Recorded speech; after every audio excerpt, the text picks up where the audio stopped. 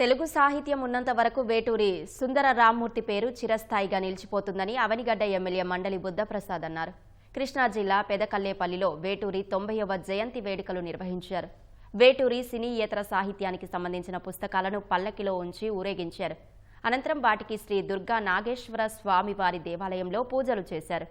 దేవస్థానం ముందు ఏర్పాటు చేసిన సభలో వేటూరి సుందర రామృతం పేరుతో సంగీత విభావరి నిర్వహించారు. వేటూరి సుందరరామూర్తి గారు మాత్రమే ప్రజల హృదయాల్లో ఉన్న మహోన్నత. ఆయన చిరంజీవి అనొచ్చు. ఆయనకి భౌతికంగా ఆయనకి చావు ఉండొచ్చు కానివ్వండి, తెలుగు సాహిత్యం ఉన్నంతకాలం కూడా చిరస్థాయిగా ఉండే వ్యక్తి మాత్రం వేటూరి సుందరరామూర్తి. అలాంటి మహనీయుడు ఇక్కడ పుట్టాడు కనుక ఈ గ్రామానికి ఒక ఔన్నత్యం కలిగిందన్న విషయం మనం గుర్తుంచుకోవాల్సిన అవసరం. మా నాన్నగారి పాటల పుస్తకాల ఆవిష్కరణ జనవరి 29 ఆయన పుట్టినరోజు నాడు పెదకెళ్లేపల్లిలో జరుగుతోంది.